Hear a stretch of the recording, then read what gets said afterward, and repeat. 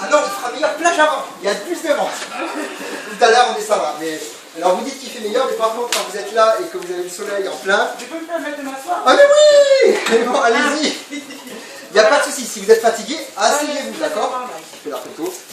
Je m'enlève. Là, vous avez aussi un autre siège là-bas, s'il y a besoin. Les personnes âgées en premier, si possible. Là, les règles, les personnes âgées, les gens. Donc, on en était à la mutualisation des moyens. Ici, vous êtes sur un ex-palangrier d'île de la Réunion 1, palangrier civil. La passerelle est civile. Vous avez visité le Floréal? Oui.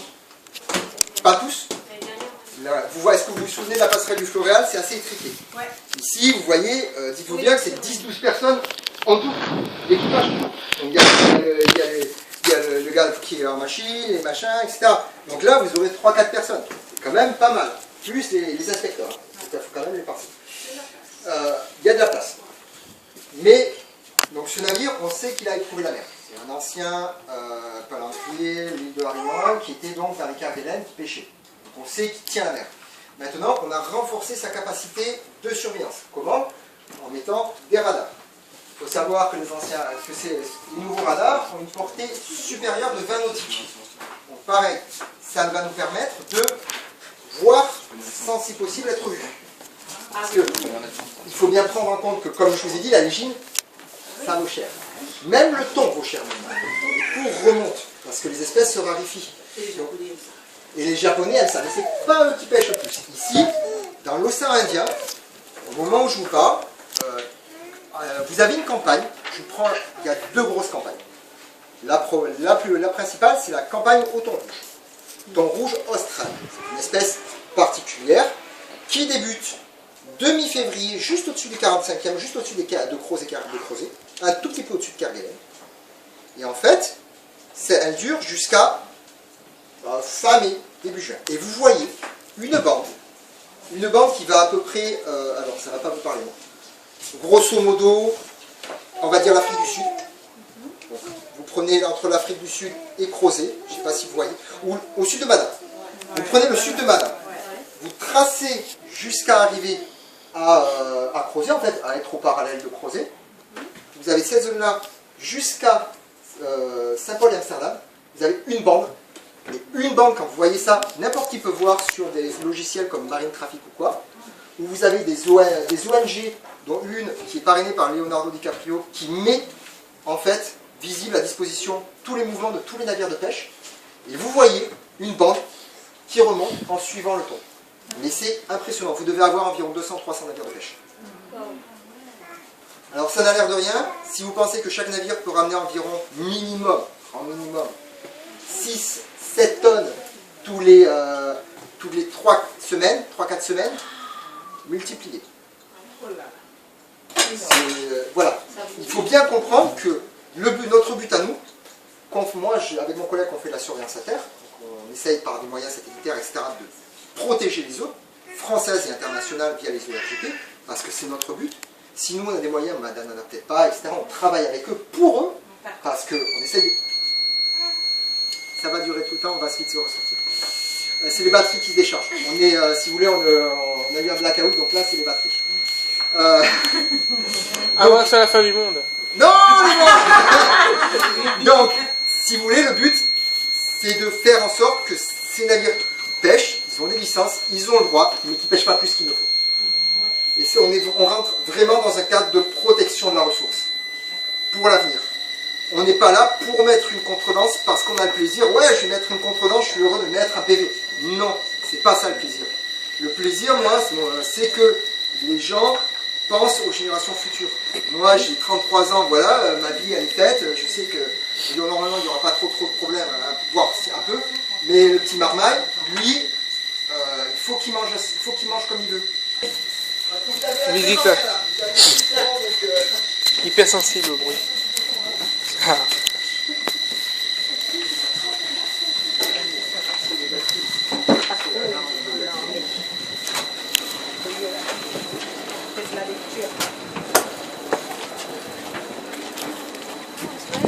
Joli coin.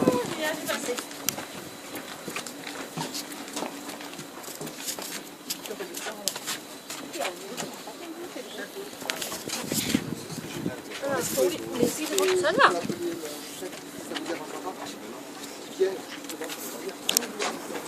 Oui, mais c'est pas tout ça, quoi, quand même. Oui, mais si elle vient vraiment de l'eau, attention. Luminaire.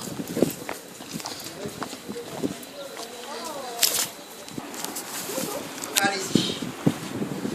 Ouais, si vous voulez prendre des photos, allez-y, faites du plaisir. Hein. Je veux dire, on n'a pas de secret, c'est pas un secret défense ici, c'est un navire de patrouille, mais ça reste un navire civil. La liberté d'expression. Oui, non, mais bon, après, voilà, il y a des choses, voilà, comme tout, hein, je vais pas vous dire combien je gagne, des choses comme ça, quoi.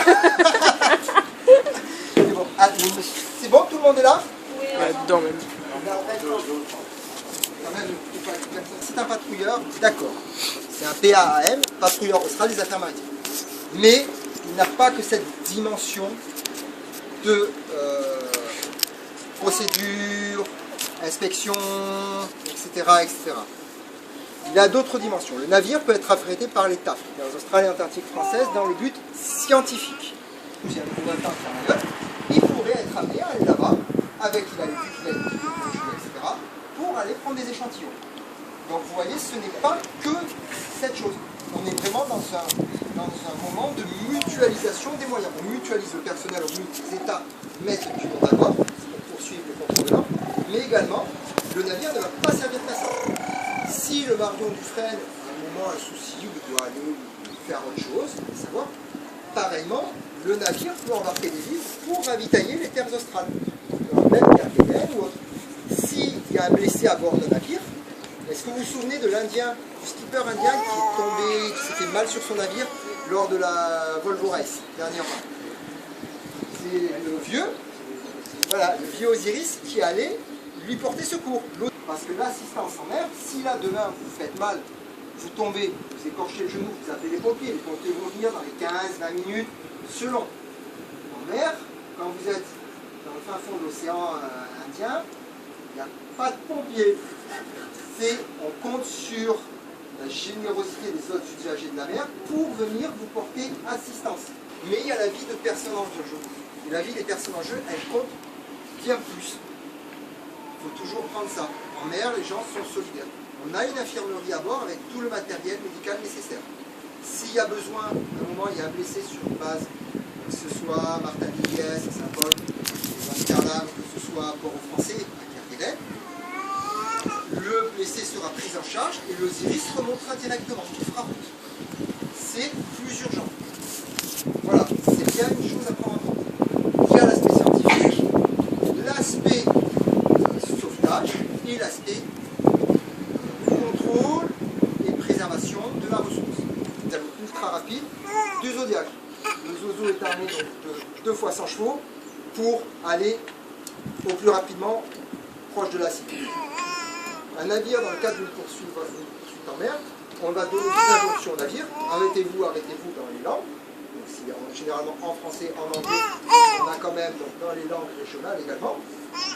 Si le navire n'obtempère pas, à ce moment-là, on va le poursuivre. On va le poursuivre, on va essayer de se rapprocher le plus rapidement de lui, le plus proche de lui. Et après, on mettra à l'eau le Zodiac avec les gendarmes. Il faut savoir quand même qu'on est un patrouilleur. Pas un navire de guerre. Vous voyez, il n'y a pas une tourelle de sang à l'avant, il n'y a pas de système mer-mer ou des choses comme ça. C'est important également à prendre en compte. C'est un patrouilleur. Alors, les pirates de mer ne sont pas comme les pirates de terre. Les pirates, nous, la lutte, elle est contre la lutte de pirates écologiques. Vous allez dans le détroit de Malacca, entre Singapour et Indo. Là, c'est des vrais pirates. Là, les pirates écologiques, c'est plutôt, si vous voulez, c'est Auschwitz à bord. Là, les mecs qui sont à bord, c'est pas la croisière s'amuse. Non, non, c'est une paillasse, je dormais sur la paillasse. Ils sont 50 à bord. Là, on est 12. Maintenant, c'est pas. Le navire de pêche, c'est un peu rare. Vous appartenez à quel ministère? Alors, moi je suis Marine nationale. D'accord. Il faut savoir, c'est la Marine nationale, je vous ai dit, j'appartiens au Cross Réunion. Ouais. La Marine nationale arme les Cross Réunion. Mais c'est le ministère de l'écologie qui est le véritable chef d'équipe. D'accord? Moi, je suis détaché du ministère des Armées au sein du ministère de la Transition écologique solidaire. Donc, c'est en fait, si vous voulez, c'est un peu spécifique, c'est un peu bizarre, mais voilà, ça se fait. Mais c'est pas parce qu'après on vient non plus du ministère des Armées qu'on n'est pas impliqué dans notre travail. Voilà. L'écologie, c'est l'avenir. C'est l'affaire de tout.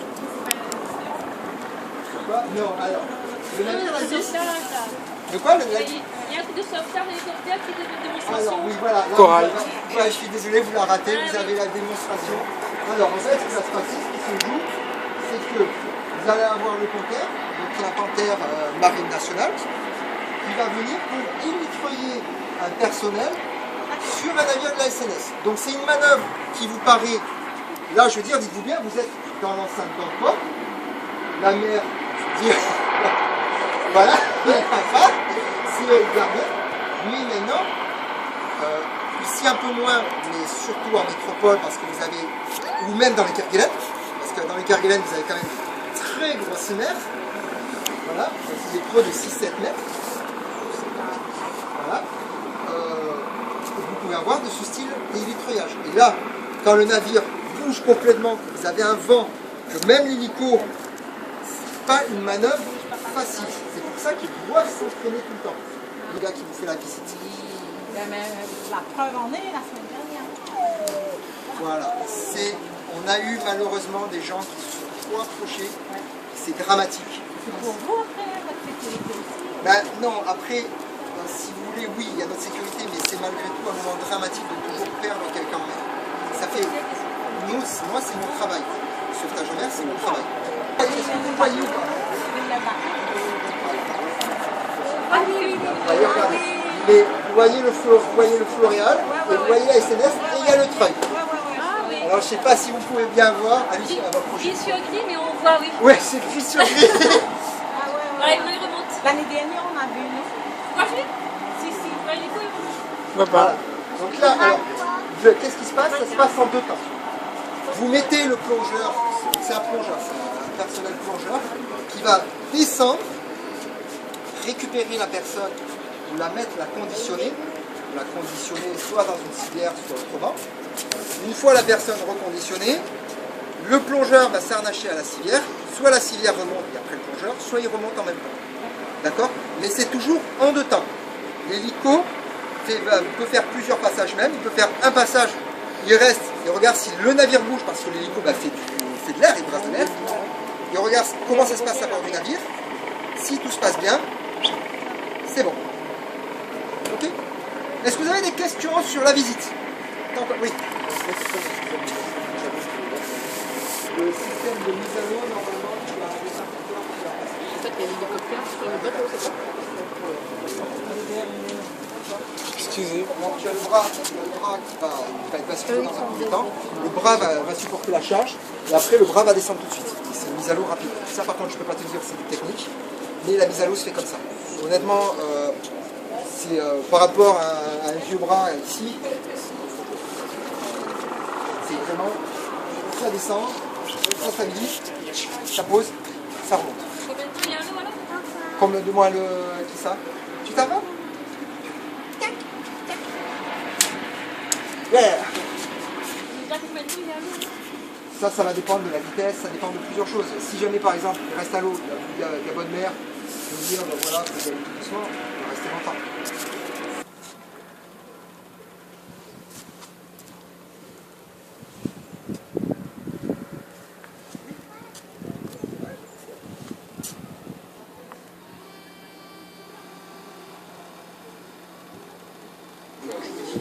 On est par exemple à Trollin, il y a une bonne mer. Ok, d'accord. Ça, c'est un zodiac d'interception. Ou interception ou sauvetage pour un événement de mer devant être rapide et ayant besoin de vitesse. C'est la principale technique. Voilà, c'est ça. Vous, regardez, vous avez là 25. Autant vous dire, c'est un petit hors-bord. Vous voyez, 2 fois 100. Donc ça n'a pas la même vitesse. Donc voilà. On va ressortir, vous allez avoir le bus qui va venir vous chercher. Ok.